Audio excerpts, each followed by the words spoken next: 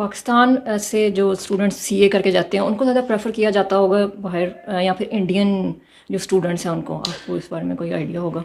बिल्कुल है। बेसिकली बात क्या है कि पाकिस्तान के अंदर जो हमें पढ़ाया जा रहा है, हमें पढ़ाए जा रहे हैं इंटरनेशनल फाइनेंशियल रिपोर्टिंग स्टैंडर्ड्स।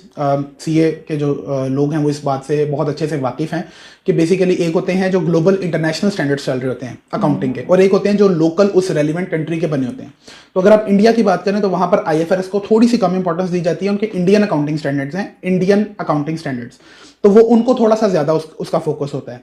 तो ब्रॉडली सेइंग कि उनका जब जहाँ कहीं पे आईएफआरएस की बात आती है तो वहाँ पर एक पाकिस्तानी को प्रेफर किया जाता है। हैविंग साइड दैट, क्योंकि इंडियंस की पॉपुलेशन बहुत ज़्यादा है, उनके लोग बहुत ज़्यादा हैं, उनकी कम्युनिटी बड़ी स्ट्रांग है, तो इट अगेन डिपेंड्स कि आप जिस ऑर्गेनाइजेशन में अप्लाई कर रहे हो, जहाँ पे आप जाना चाह रहे हो, वहाँ पे जो टॉप हायरार्की है वो कौन सी है। तो ये चीज़ें डिपेंड करती हैं। लेकिन जो पाकिस्तानी टैलेंट है, पाकिस्तानी फाइनेंस टैलेंट, इसको पूरी दुनिया में माना भी जाता है और प्रेफर भी किया जाता है। Okay, that's assuring. Number of attempts important है? Number of attempts again yes it is important. मतलब आपकी एक तो पर्सनल प्रायोरिटी है कि आप जल्दी से जल्दी क्वालिफाई करना चाह रहे हो, और दूसरी बात यह है कि मतलब जब आप सीए इंटर करके निकलते हो, आप आर्टिकलशिप लेने जाते हो, अगर आप एक अच्छी फर्म में, बिग 4 में या बिग 10 में आर्टिकलशिप का ख्वाब देख रहे हो, तो नंबर ऑफ अटेम्प्ट्स मैटर करती हैं। जितनी कम आपकी नंबर ऑफ अटेम्प्ट्स होंगी, आपके उतने ज़्यादा चांसेस होंगे सिलेक्शन के। ओके, तो yes, number of years? Number of years to be very honest, once you qualify तो उतना ज़्यादा शायद फ़र्क नहीं पड़ता। लेकिन ये है कि हाँ, जितना आपने कम टाइम में क्वालिफाई किया होगा उतना बेहतर होगा आपके लिए, अपने लिए बेहतर होगा। ओके, अच्छा, 3 टर्म्स हैं, एक है सीए, एक है सीएएफ और एसीएफ, और एक सीएएफ, तो इनमें क्या फ़र्क है? मुझे आपकी क्वेश्चन की समझ नहीं आई। देयर आर 3 टर्म्स, मेरे पास 3 टर्म्स लिखी हुई हैं। एक तो सीए चार्टर्ड जी अकाउंटेंट, जी। एक सीएएफ है और एक एसी है, एसीए। अच्छा, एसीए, या एक एफसीए होगा और एक एसीए होगा। ओके, या तो बेसिकली होता क्या है कि वंस यू क्वालिफाई, जैसे ही आप सीए क्वालिफाई करते हैं तो आप बन जाते हैं एसोसिएट मेंबर, यानी कि now you are associate chartered accountant, यानी कि आप आई कैप के एक एसोसिएट मेंबर हैं। उसके बाद अगर आप अपनी प्रैक्टिस की तरफ जाते हैं या एक प्रोफेशनल सर्विसेज फर्म के अंदर रहते हैं और वहाँ पर एज अ पार्टनर कंटिन्यू करते हैं, तो आपका अगर 5 साल का एक्सपीरियंस है तो आप आई कैप के फेलो मेंबर बन जाते हैं, जिसको कहा जाता है फेलो चार्टर्ड अकाउंटेंट, एफसीए। लेकिन अगर आप इंडस्ट्री में जा रहे हैं तो आपके पास 10 साल का एक्सपीरियंस होना चाहिए, फिर वो आपको रिकग्नाइज कर लेते हैं as a fellow member.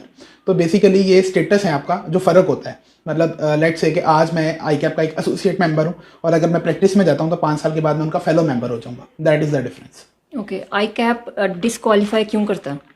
I cap disqualify असल में अभी तक मेरा नहीं ख्याल, मेरे नॉलेज में नहीं है कि अभी तक आई कैप ने किसी को डिसक्वालीफाई किया हो। लेकिन जो इससे पहले पॉलिसी थी वो ये थी, जब मैं कैफ में था तो तब ये होता था कि आपके पर पेपर आपके पास 6 अटेम्प्ट्स होती थी, यानी कि एक पेपर के आपने मैक्सिमम जो है वो 6 अटेम्प्ट्स में उसको अपीयर कर सकते हैं। उसके बाद भी अगर आपके कैफ की अगर मैं बात करूं, अगर आपके 2 पेपर्स रहते हैं तो वो आपको उसमें भी ग्रेस अटेम्प्ट्स दे देते थे 2, यानी कि आपके पास एक पेपर को पास करने के लिए 8 अटेम्प्ट्स थी। तो अगर कोई स्टूडेंट 8 अटेम्प्ट्स में भी उस पेपर रेलिवेंट पेपर को क्वालिफाई नहीं कर पा रहा तो इंस्टीट्यूट को ऐसा लगता है कि शायद ये बच्चा किसी और क्वालिफिकेशन को बेहतर तौर पर परस्यू कर सकता है, शायद ये सीए में अपना टाइम ज़ाया कर रहा है, तो बेहतर ये है कि आप किसी और तरफ चले जाओ। ये वजह है कि आई कैप ने हिस्टोरिकली कुछ स्टूडेंट्स को इस बेसिस के ऊपर डिस्क्वालीफाई किया है, और रिसेंटली इसके ऊपर बात हो रही थी, लेकिन उसमें आई कैप जो है वो सपोर्ट कर रहा है स्टूडेंट्स को। Okay, is it true that I cap isn't reliable for checking? Can you please repeat? Is it true that I cap examiners aren't reliable for checking? नहीं, ऐसी कोई बात नहीं है। आई कैप का हर क्योंकि मैं अब खुद एक मेंबर हूँ आई कैप का, और हम भी उस पूरे के पूरे रिगरस प्रोसेस से गुजरे हुए हैं। आई कैप का जितने भी क्वेश्चंस होते हैं एग्जाम के अंदर, एक एक क्वेश्चन जो है वो शायद मल्टीपल टीचर्स उसको चेक कर रहे होते हैं फाइनलाइज होने से पहले। तो जहाँ तक बात रही कंपिटेंस की, तो यहाँ से वो चीज़ आउटवे हो जाती है। दूसरी तरफ अगर हम बात करें कि यहाँ पर कोई फेवरेटिज्म का एलिमेंट आ जाता है या कोई इस तरह से, तो इसका सवाल ही पैदा नहीं होता। तो ये जो है, ये बात बिल्कुल भी ट्रू नहीं है। हाँ, हो सकता है ये एक मिथ हो। ओके, अच्छा, सीए के जो कैंपसेस हैं यहाँ पे गवर्नमेंट की तरफ से तो बहुत नहीं है, यहाँ पे लिमिटेड है, तो ये ऐसा क्यों है? मतलब बाकी सारी फील्ड के, मेडिकल फील्ड में, कॉमर्स की फील्ड में काफ़ी ज़्यादा है, इसमें क्यों नहीं है इतने ज़्यादा? अच्छा, बेसिकली इसमें ऐसे है कि आपने देखा होगा कि मेडिकल की यूनिवर्सिटीज़ होती हैं या मेडिकल कॉलेजेस होते हैं और स्टेट उनको ओन करती है, या प्राइवेट मेडिकल कॉलेजेस होते हैं। सीए का जो मैं आपको बता रहा हूँ डेकोर, वो थोड़ा सा डिफरेंट है। हमारा क्या है, एक पेरेंट बॉडी है I CAP, institute of chartered accountants of Pakistan, और वो आपसे ये रिक्वायर नहीं करते कि आप क्लासेस लें। वो कहते हैं ठीक है हमारा ये सिलेबस है, अगर आप इस सिलेबस को खुद से पढ़ना चाहते हैं और खुद से पेपर्स देना चाहते हैं, मोस्ट वेलकम। उन्होंने डिफरेंट जो ट्रेनिंग जो इंस्टीट्यूट्स हैं, रजिस्टर्ड एकेडमिक इंस्टीट्यूट्स, उनको अप्रूव किया हुआ है कि हाँ अगर आप कहीं से पढ़ना चाहते हैं, कोचिंग लेना चाहते हैं, तो आप यहाँ से ले सकते हैं। जैसे डिफरेंट इंस्टीट्यूट्स हैं, तो मतलब इस वजह से ये थोड़ा सा डिफरेंस है। दूसरी जो प्रोफेशनल क्वालिफिकेशंस हैं उनमें और सीए में ये थोड़ा सा डिफरेंस है।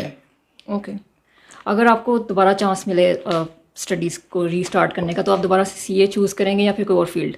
मैं दोबारा से सीए ही चूज करूंगा, क्योंकि जो मैंने डिफरेंस फील किया है, क्योंकि मेरे ही कुछ दोस्त थे जो दूसरी क्वालिफिकेशंस में गए, डॉक्टर्स भी बने, कंप्यूटर साइंटिस्ट भी बने, सॉफ्टवेयर इंजीनियर्स भी बने, लेकिन अगर मुझे दोबारा भी चांस मिले तो मैं चार्टर्ड अकाउंटेंट बनना ही पसंद करूंगा। Okay, so because you have been a brilliant student from start? नहीं, ऐसा नहीं है। मैंने बहुत से ब्रिलियंट स्टूडेंट्स देखे हैं, बल्कि मेरे जितने भी दोस्त हैं सारे के सारे ब्रिलियंट हैं माशाल्लाह। लेकिन जो ये है कि आफ्टर क्वालिफिकेशन जो उसकी रिकग्निशन है, जो रिवॉर्ड है, जो आपको उसके बाद पता चलता है कि आपने अचीव क्या कर लिया है, उसकी वजह से शायद दूसरी क्वालिफिकेशंस भी बहुत अच्छी हैं, लेकिन सीएस में थोड़ा सा एज ले जाता है। Okay, so how many times it take to qualify? It depends कि आप स्टडीज़ को कितना टाइम दे रहे हो। अगर मैं मिनिमम टाइम पीरियड की बात करूं तो अभी फ़िलहाल ऐसा है कि पीआरसी है, उसके 5 एग्ज़ाम्स हैं, रफली आप 3 से 4 माह में उसको क्वालिफाई कर सकते हैं। उसके बाद कैफ के 8 एग्ज़ाम्स हैं और एक अटैम्प्ट में आप मिनिमम जो है वो 3 पेपर्स दे सकते हैं। तो अगर आप मतलब मैक्सिमम 4 पेपर्स एक अटैम्प्ट में आप पकड़ें तो आप 2 अटैम्प्ट्स में कैफ क्वालिफाई कर सकते हैं, और आप जो पीआरसी है वो 3 से 4 माह में कर सकते हैं। तो रफली आप 1-1.5 साल में सी एंटर कर लेंगे। उसके बाद 3.5 साल की आर्टिकलशिप है, और आर्टिकलशिप के दौरान मतलब फर्स्ट ईयर जो होता है आपका सर्विस का, उसमें आप एग्जाम नहीं दे सकते। तो अगर आप वो 1.5 साल ये और 1 साल ये 2.5 साल रूल आउट कर दें, तो उसके बाद जो सीए फाइनल्स के एग्जाम है वो सिर्फ 8 हैं अभी फिलहाल। उसमें भी चेंज आ रही है, शायद वो 7 रह जाएं।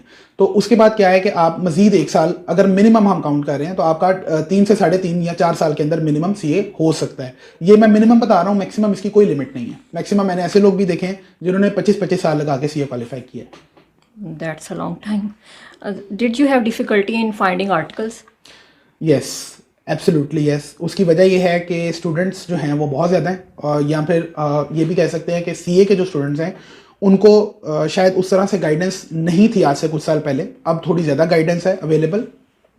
एक तो नंबर ऑफ फर्म्स जो हैं वो रिस्ट्रिक्टेड हैं, इतने स्टूडेंट्स जो हैं वो ज़्यादा हैं, और जो नंबर ऑफ फर्म्स हैं जहाँ पे वैकेंसीज हैं आर्टिकलशिप के लिए वो थोड़ी सी लिमिटेड है। तो इसकी वजह से आपको एक तो ये वजह बनती है कि आपको थोड़ा सा स्ट्रगल करना पड़ता है। दूसरा, हमारे प्रोफेशन के अंदर जो चीज़ मैटर करती है वो प्रेजेंटेशन एंड कम्युनिकेशन स्किल्स। आमतौर पर जो सीए इंटर के स्टूडेंट्स आ रहे होते हैं उन्होंने अपनी प्रेजेंटेशन या कम्युनिकेशन स्किल्स के ऊपर बहुत ज़्यादा अच्छे से काम नहीं किया होता। उनका जो सारे का सारा फोकस होता है वो अपनी पढ़ाई के ऊपर होता है, वो टेक्निकल साइड पे होता है। तो यस, मैं भी उन चीज़ों में लैग करता था, तो मुझे भी इस वजह से बहुत ज़्यादा परेशानी फेस करनी पड़ी। अच्छा, फर्म ज्वाइन करने के लिए कोई फिर रेफरेंस भी चाहिए होता है या फिर विदाउट रेफरेंस भी इजीली मिल जाती है?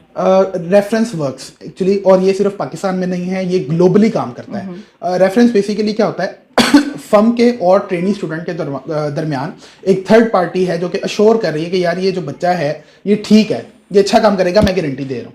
तो रेफरेंस इस तरह से काम करता है। तो yes, it works. Okay, so what are your plans for future?